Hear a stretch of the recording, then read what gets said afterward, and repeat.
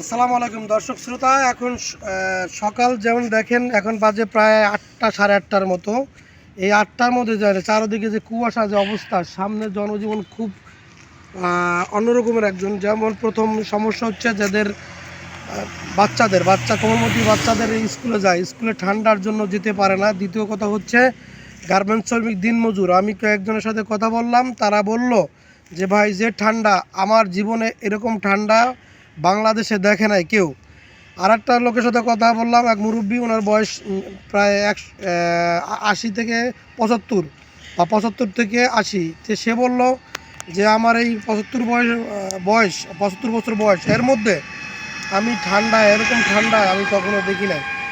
আর একটা কথা হলো যে আমি এক অটোওয়ালার সাথে কথা বললাম, ভাই কয় অটো চালাইতে পারি না ঠান্ডার কারণে, ড্রাইভাররা পারে না, গার্মেন্টস শ্রমিকরা পারে না। বেশিরভাগ সমস্যা হচ্ছে স্কুলের স্টুডেন্টদের, যে কোমলমতি শিশুগুলা, যে আজকে দেখলাম যে নাক দিয়ে অলরেডি পানি পড়তেছে যাচ্ছে।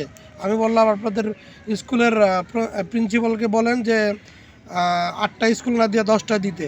বলে না, আজকে জানুয়ারির প্রথম দিন, বই দেবে বিদায়, 8টা বাজে যেতে বলছে।